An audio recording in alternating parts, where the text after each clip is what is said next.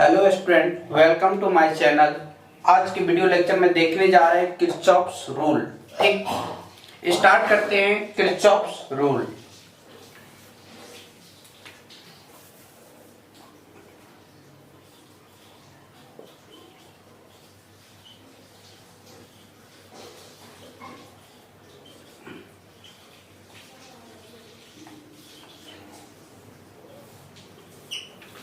Kirchhoff साहब दो law दिए थे।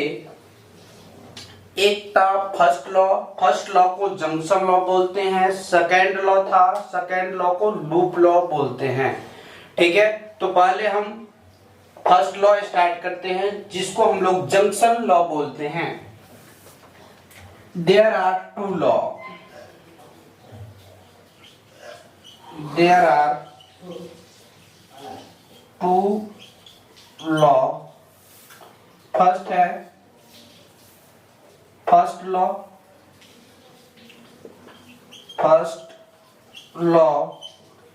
फर्स्ट लॉ को ही हम लोग बोलते हैं जंक्शन लॉ और जंक्शन लॉ। फर्स्ट लॉ हो गया, ये जंक्शन लॉ हो गया। फर्स्ट लॉ को ही जंक्शन लॉ बोलते हैं। फर्स्ट लॉ किसको बोलते हैं? The algebraic sum of total current meeting at a point is equal to 0। फिर से सुनना है, जितना करंट आएगा एक पॉइंट पर, पार्टिकुलर पॉइंट मानेंगे जहां पर हम डायग्राम से समझेंगे। टोटल करंट जब एक पॉइंट पर आएगा फिर से उस पॉइंट से निकलेगा और टोटल करंट उस पॉइंट पर जितना आएगा वो सम होगा, 0 के बराबर होगा। Total current meeting at a point is equal to 0।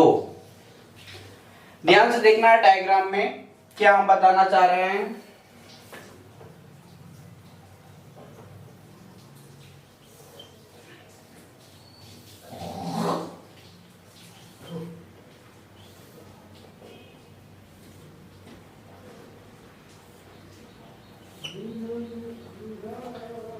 एक पॉइंट को मिटा लेते हैं।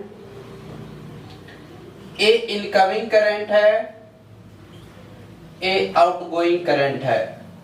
Incoming current I1, I2, I3 और I4 और I5। ठीक, total current at a meeting point, total current meeting at a point is equal to 0। ठीक, इसमें ध्यान से देखना है, इस लॉ को लिखना कैसे एग्जाम में। The algebraic sum of total current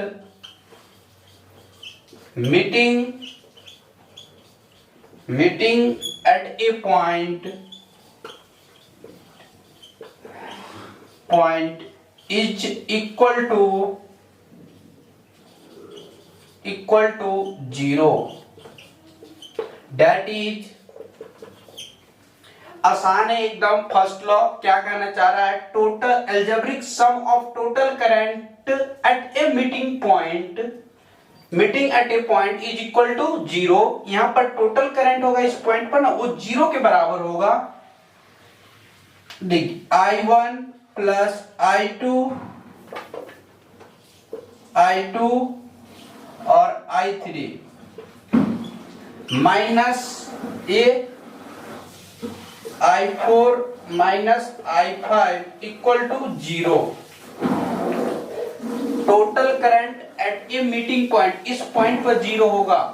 अब ध्यान से देखना है, अगर हम तीन ही करंट लेते यहां पर, जैसे ए और ए और ए, ठीक, एक पॉइंट में मिल रहा है, टोटल तीन करंट का सम 0 होता। परंतु जो आउटगोइंग करंट है वो नेगेटिव लेंगे तब तो इस पॉइंट पर 0 होगा।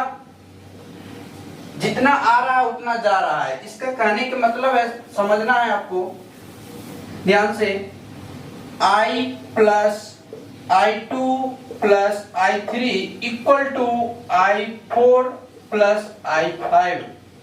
ठीक, इसमें क्या कहना चाह रहा है? Total incoming current is equal to total outgoing current बराबर होता है। तो इस पॉइंट पर इसीलिए बोला गया algebraic sum of total current meeting at a point is equal to 0। तो अगर किसी भी डायग्राम में इस टाइप का अगर पूछा जाता है, बिहार बोर्ड में अक्सर ऐसा क्वेश्चन और सीबीएसई में भी पूछा जाता है, जैसे इनकमिंग करंट आ रहा है ना, उस चीज को प्लस ले लेना है और आउटगोइंग करंट को माइनस ले लेना है और सबको जोड़ देना है इक्वल टू 0। वही चीज बताना चाह रहे हैं किरचॉफ्स फर्स्ट लॉ। ठीक, अब देखिए इस चीज को हम आगे बढ़ाते हैं। Q1 by time t plus Q2 by time t plus Q3 by time t equal to Q4 by time t plus Q5 by time t। क्योंकि हम लोग जानते हैं I बराबर होता है क्या, Q बाय t। तो I1 चार्ज Q1 के लिए टाइम सबके लिए बराबर होगा, टाइम सबके लिए बराबर माने एंड एक पॉइंट पर मिला तो अब नीचे का टाइम तो कैंसिल आउट हो जाएगा, सबका कॉमन लेकर कैंसिल कर देंगे।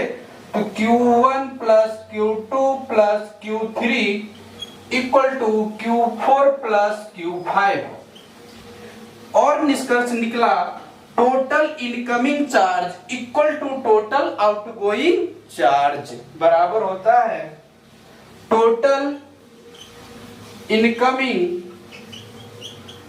Incoming charge is equal to total outgoing charge. ध्यान से देखना है, जितना चार्ज आ रहा है उतना ही चार्ज बाहर भी निकल रहा है। ठीक है, सम है ना टोटल, तो इसीलिए फर्स्ट लॉ को बोलते हैं, फर्स्ट लॉ को जंक्शन लॉ, और total incoming charge equal to total outgoing charge बराबर होता है। तो इसीलिए हम लोग बोलते हैं फर्स्ट लॉ को। ए आपको first law conservation of charge पर बेस्ड है, ये ऑब्जेक्टिव में अक्सर पूछता है। This law based on conservation of charge. ठीक, तो यहां पर लिख देते हैं next point, this law based on conservation of charge, conservation of charge. ठीक, ये बहुत इंपॉर्टेंट पॉइंट है, हर एक एग्जाम में पूछा जाता है, छोटा छोटा एग्जाम में, बोर्ड में तो अक्सर पूछा जाता है this law based on conservation of charge, जो कि किरचॉफ्स का फर्स्ट लॉ है। फिर से देखना है किरचॉफ्स का फर्स्ट लॉ क्या कहना चाह रहा है। The algebraic sum of total current meeting at a point is equal to 0। माने कि जितना करंट एक पॉइंट पर आएगा उस पॉइंट पर करंट का सम 0 होगा। हमने लिए तो इनकमिंग करंट को प्लस और आउटगोइंग करंट को माइनस, जितना आएगा उतना ही बाहर निकलेगा, तब तो सम 0 होगा। ठीक, अब इसको हम लोग I4 और I5 को बाहर इस राइट साइड ले गए और करंट बराबर हम लोग जानते हैं Q1 बाई टी, करंट बराबर Q बाई टाइम t होता है।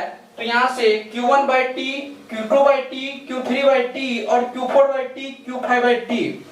देखिए टाइम एक ही पॉइंट पर मिलेगा, टाइम सेम टाइम पर मिलेगा, तब करंट 0 होगा, इसीलिए टाइम बराबर है। तो टाइम को हम लोग कॉमन लेकर काट सकते हैं, काट लिए और Q1 Q2 Q3 equal to Q4 Q5 बराबर हो गया total incoming charge equal to total outgoing charge. अब जितना चार्ज आ रहा है उतना ही चार्ज बाहर भी निकल रहा है, इसीलिए ए लॉ बेस्ड है कंजर्वेशन ऑफ चार्ज पे। ठीक, यहां तक समझ में आ गया होगा। Thank you for watching, love you all.